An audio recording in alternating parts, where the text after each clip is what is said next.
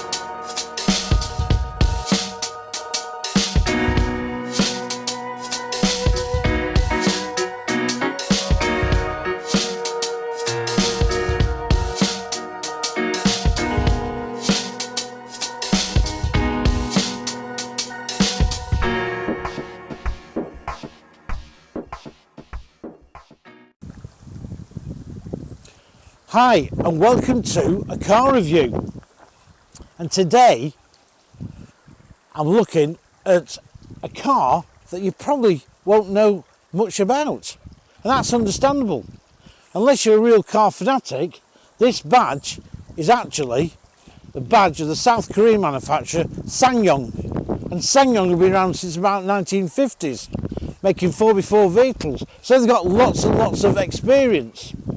Now in the UK, they've never really done very much, and that's been down to various things. The dealerships have been small dealers, and also a lot of people just didn't know they existed. They didn't do much in the way of advertising. But over the last few years, they're trying to change all this. And also, Ssang Yong was seen as very low-key quality cars. They used to use Mercedes' old technology. Now, nothing particularly wrong with that.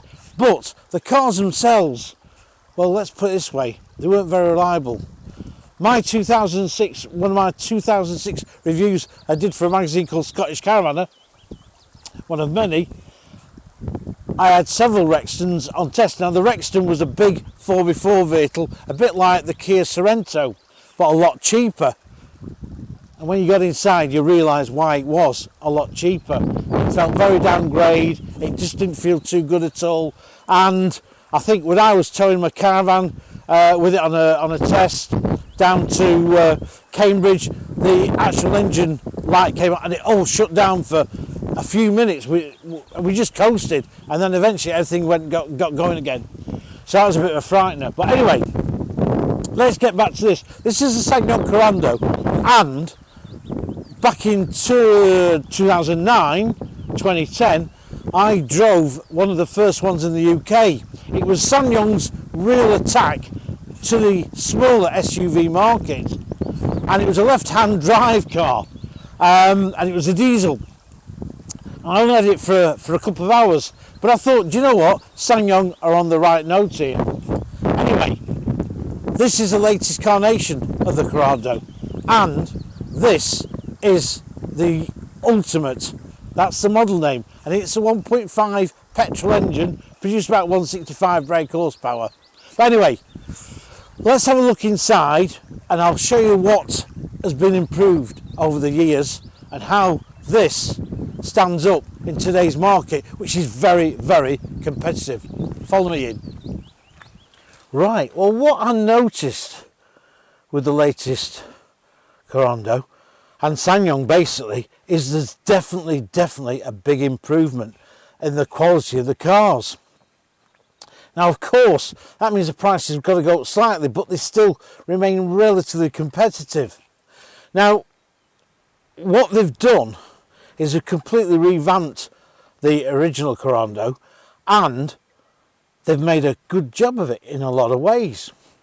There's lots of legroom at the back. I mean, I'm not particularly tall, but again, if you're fairly tall, there's still quite a lot of headroom too. You've got an LED light here for night time if you need to look at something, and also there's a 12 volt power supply there. Now, it's got the leather upholstery and it's all in beige.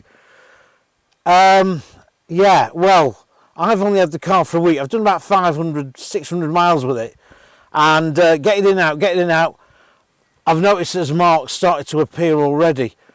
So I'm not sure if there's actually a different colour scheme to this. If there is, I'd be going for it. Of course, you've got the armrest here, and I can get my finger around the, but you've no hatch here. So again, something really they've missed off, because if you've got anything longer towards carrying, you've not a chance. You'll have to put all the seats down. But on the whole, as I say, it's very comfortable in the back. You've got obviously electric windows, and also the sound system is very, very good. But it's not perfect, but I'll tell you about that in a bit. Right, let's go and have a look at the front. The cabin here, everything is pretty much at hand, and what I've noticed a dramatic changes is how well finished it's off. Now, it's not up to German quality, I'll admit, but it goes a long way to be there. And the plastics, they're still a little bit on the hard side, but again, it's feeling a more premium type of car. Now, you've got LED lights here for nighttime use, and that makes a big difference, of course. A spot here for your sunglasses. Also, what I do find a little bit unusual, there's actually no panoramic sunroof in here. I thought that might have been part of the standard kit. Also, it's a manual dip mirror, not auto. Bit surprising. But having said that, you do get not just heated seats, but also cooled seats, which is quite nice. The other day when I was on the motorway, it was very hot, and yeah, great. There's obviously air conditioning, etc. The radio set is good. The sat nav is easy to use. It reacts pretty well. You've got a very big screen here at the to look at. It's got DAB radio, of course, but I wanted to play some of my own music, so I got my little USB stick, stuck it in, popped it on. The system didn't recognise it. Now, I don't know whether that is just to this car, it's a fault, or that is general. I wouldn't have thought it would have been general personally, but please let me know if you've got one of these. Let me know how you've got on with that. It's automatic, of course, and you've got the paddles here on the steering wheel. I've got the steering wheel upside down, and you've also got the controls for the radio. You've got the Bluetooth thing for the phone, and also you've got your cruise control. It's not adaptive cruise control, but it's cruise control nonetheless. And another feature I do like is the auto dipping when you've got it on main beam. I think that's a really good feature. Now, some of the annoying things is the indicator. I'm just going to show you this. Now, he says when he gets it fired up. Can you hear that indicator noise? It sounds like something off Space Invaders. It's quite loud, it can be a bit annoying. Now, we know cars are getting safer, and of course this is no exception. There's a lane wandering system here, so if you start to wonder, it bleeps, it tells you, you feel it on the steering wheel to pull you over. And turn it off.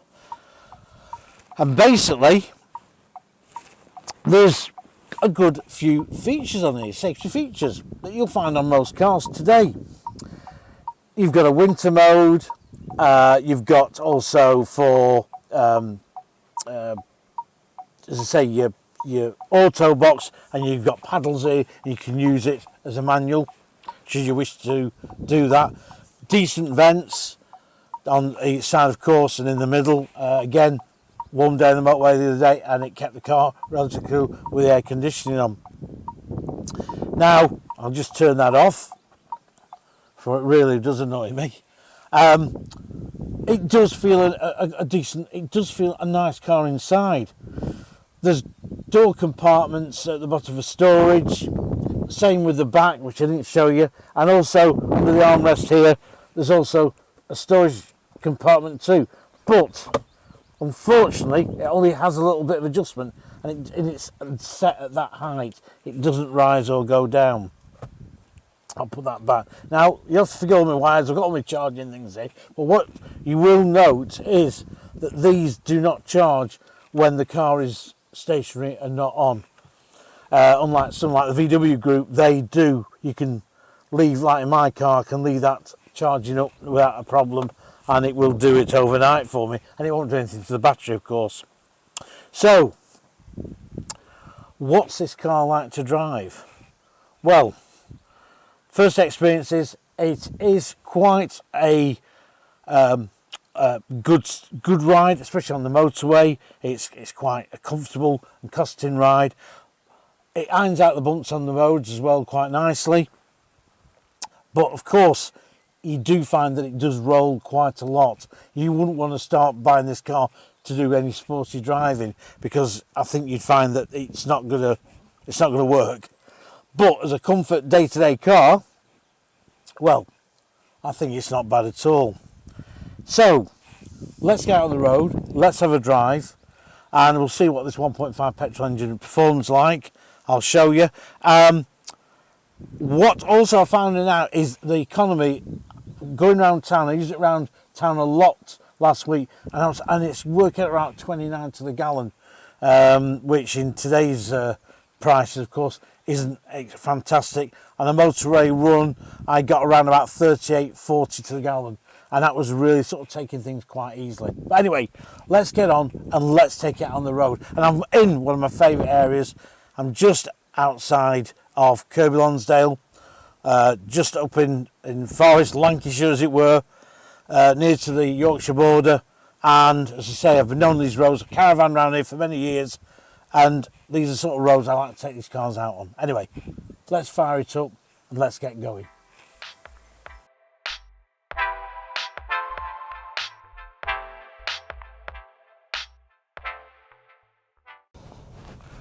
Of course, today's test is in good old dry weather. Again, the roads are nice and dry, a bit dusty in fact, but it's very windy. And I was on the motorway with it the other day, and in all fairness, the car felt pretty stable. Now, as I say, going over these bumps and cattle grids and things, it does iron out the bumps quite nicely. But as I say, one of the problems is, of course, you do get that body roll with the soft suspension. Now, this is on 19-inch alloys as well. So, or should I say, well, 19-inch alloys, 19-inch wheels. It usually means that the ride isn't quite as good, but it is pretty good. I can't complain. Now, the auto-locking comes on, that's how it's been set. I've not messed around with that at all. And what I have found, in town, if you're doing sort of 23 mile an hour, it doesn't seem to like it. It starts to sort of, how can I put it? It's almost as though the car is going to cut out. And at first it got me a bit concerned because I thought the car may cut out. So I sort of accelerated a bit and it was fine. And what it is, it must just be a glitch there where it doesn't like travelling too slowly. But if you're a caravaner, and you're thinking of a car for towing, this has got a 2,000 kilo towing limit. Now, before you start going, hey, fantastic, great, the car's curb weight is just over 1,500 kilos. So, of course, common sense and law says, you mustn't exceed the car's, the tow vehicle's weight. So, really, you are probably looking at towing a caravan around about 1,480 kilos fully laden, and that's getting pretty close to the knuckle. If you're not an experienced caravaner, I would say drop that down to about 1,400 kilos, 1,390 maybe. But the 1.5 petrol engine should be gusty enough to tow a Caravan of that size. Now it's got a tow bar on, and unfortunately I've not had time to put a Caravan on the back. That would have been quite a good little test. But anyway, let's get on the main road here and get off this back road. Oops, I lost this guy down. He's doing his bins, and let's see what it's like. I can show you.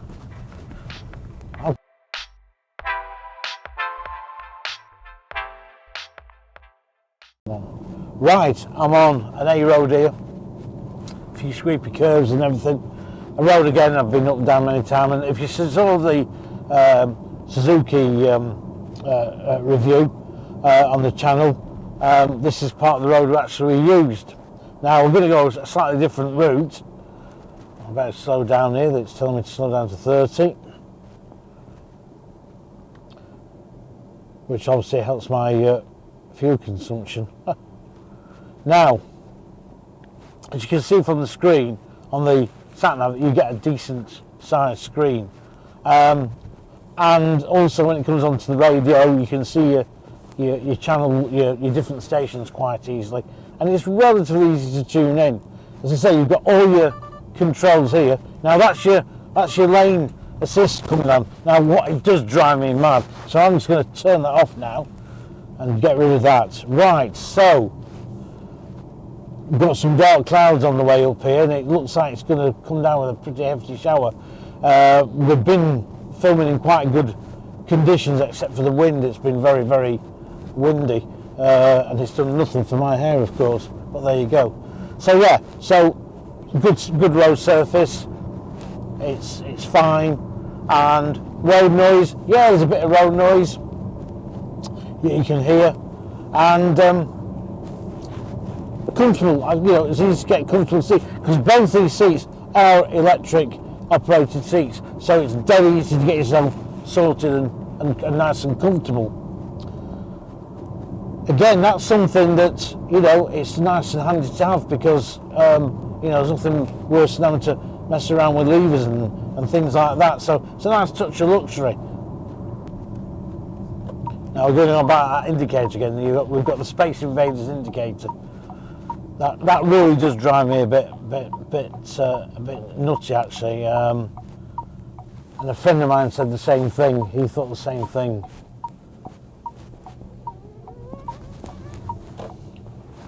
Now, when you're setting off, it can be a bit harsh, the engine, and it picks up quite well,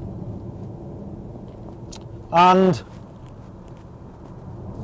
you're up to speed quite easily. Even with a full carload of 5 people in here, again, you'd be fine. It's not going to feel sluggish. These days, petrol engines with the turbos on, you know, even the 1 litres that everybody like Ford and VW are using, you know, you get a really good performance, because obviously things have improved. Now these got auto wipers on. Now sometimes they seem to work and other times they don't, and I'm not going to criticise that, because on my own car that's the same. It can spot a little bit of rain and all of a sudden they come on, or it can start chucking down and they don't seem to come on as quick. It's one of them, and this is one of them. Do I miss a sunroof in here? Well, sunroofs have come back in again, of course, but maybe a panoramic roof wouldn't be bad. But again, with the interior being beige, it does feel light and airy in here. You don't feel very dark and oppressed like you do in some cars, where, you know, they do feel quite sombre. And VW has been a little bit guilty of that, having sort of more of a sombre feel to the interior of the car. The steering's pretty light. There's a bit of feeling there, you know. Again, it's not something that you're going to be, it isn't a car you're going to be driving sportily, there's no doubt about it. But it's going to be a car that maybe, you know, the family are going to have, you're going to be comfortable. Again, you know, you've got something a bit different. And to be quite honest, this is a tough sector, as I've said before on the Suzuki review. You know, we've got the Nissan Qashqai, you've got the Tiguan, you've got the Renault Kadjar, you've got the Skoda Karoq. All these cars are very, very competitively priced, spec'd up, and they're all very different in their own way. Now, I was going to say to you, build quality on this is definitely a massive, massive improvement over Ssang Yongs of the past. There's no doubt about it. If you'd have got into this car years ago, you'd have had something like a badge of a BMW on the front. But the fact that this is now a Ssang Yong and it feels really quite upmarket, well, that's going to be a massive plus for if you're looking to buy one of these cars. Of course, when you get a standard on this as well, I'll have to check at the end of the the actual video. I'll give you all the spec on this particular car, because this is a press car, of course, and they do tend to add one or two bits and extras on them. And I think pretty much the metallic paintwork is an extra on this, and it could be around about £500 or £600. I'm not sure, but when it's cleaned up, it does look quite nice. It's a metallic blue, and it does look quite nice. But yeah, you've got a digital dash here with your dials. You can alter that as you want. So you can have, you've got the sat nav there, you've got the map there, you've got other bits of information there to tell you how much fuel you've got in. You've got also these the dials here, and it'll tell you the speed limit there. Or you can just have that and it's got the speed limit in the middle. I'm a bit old-fashioned. I still like to see dials at the front.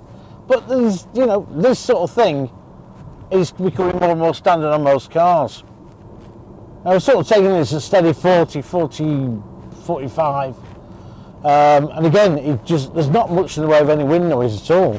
And again, as I said, it is windy. We're getting quite a crosswind across here.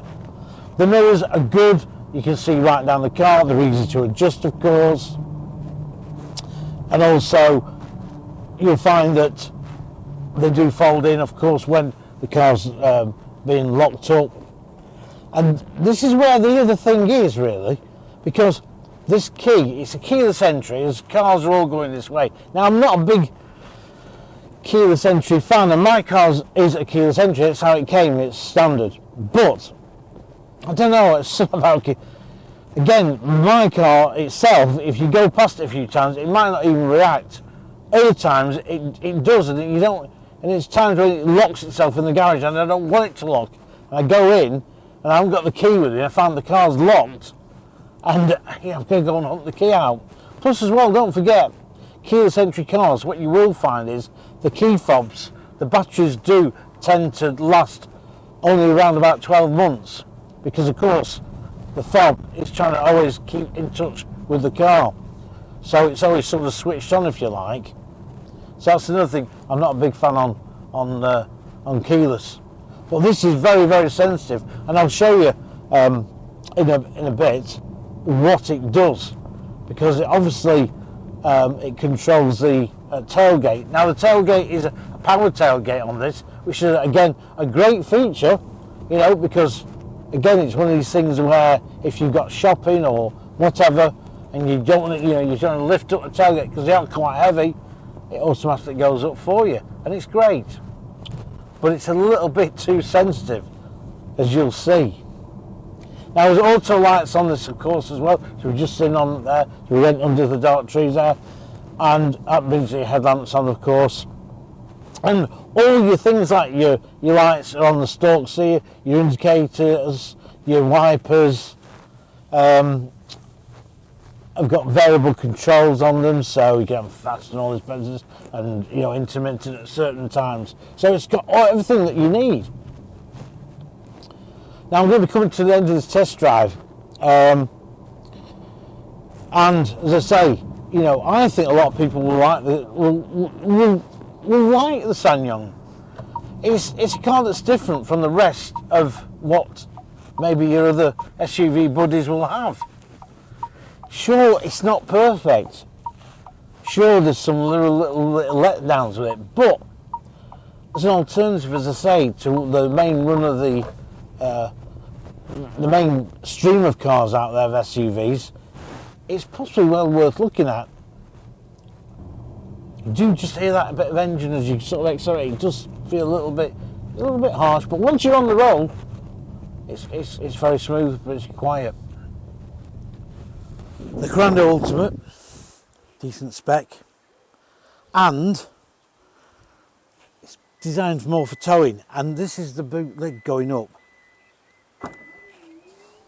There you go. Now you say that's great because you know I've got the groceries here, and I'm going to put it in, and we'll show you the boot space as well.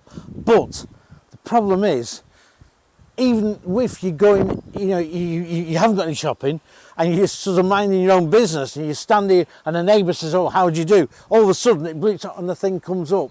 It's a bit annoying. It's happened to me on several occasions this week, and that's been a bit annoying. And yeah, not happy about that. But anyway, I'll show you the boot because again, this is a little bit of a letdown. Now we've got the camera stuff in here, but it has got a split level boot. You have to forgive all my stuff because I do tend to just chuck everything in with batteries and everything. Number plate for your trailer or caravan. Oh, I'm losing stuff. Look at this. Told you I'm scatty. There's no spare wheel, of course. It's a kit. But that's your boot. And to me, that's not a very good sized boot at all. Of course, you've got the seats that will go down here and form more space should you want to put something in there. But the fact that there's no what they call a ski hatch in there, again, is something really I think they've missed out. You've got a few hooks on here, but again, you know, it would have been good if they'd have supplied some netting or something like that. And on this other side, they've got, again, some more things to tie things onto, but again, nothing supplied to do it with. But you do get a 12 volt power socket in here, which is very handy, of course. You've got a cool box, something. But you haven't got a lot of boot space. So, let's see if I can put this down again. And down it goes. Well, that bleeps off at 2 or 3 o'clock in the morning when you've come back late. That's, you know, it seems really, really loud. So, what do I generally think? I think the car is a definite massive improvement on the original Korando model. There's no doubt about it. And in fairness, Ssang Yong have worked very, very hard to improve their ranges. And they've got the Tivoli, which is a smaller SUV. And again, they've just given that a facelift. I went on the launch of that about 7 years ago, and it's got lots of potential. Ssang Yong are going to be a car manufacturer, maybe a little bit like Subaru, that are there in the background. They're always there, but they may not be at the front, but they're still there at the background. There's still a market for these cars. Fit and finish, you can't fault it. Again, brilliant. Typical, the rain's going to start coming. On the whole, I say go and have a look at one, definitely. Find out where you did. See what I mean? It's doing it again. I don't want the boot up. I don't want the boot. Hey, on that note, I'm off. It's getting wet. I'm not getting wet. I'm sorry. Ssang Yong designers, you have to get that sorted out, I'm afraid. That's driven me mad. But on the whole, do go and have a look at one. Have a test drive and tell me what you think. And if you've got one, leave it in the comments. If you agree, if you disagree, please tell me. On that note, I'm going to get something to eat, as always. Hungry day, lots doing, getting really, really got my appetite built up. So I'll see you on the next video. Thank you for watching, and please keep subscribing. I'll see you again.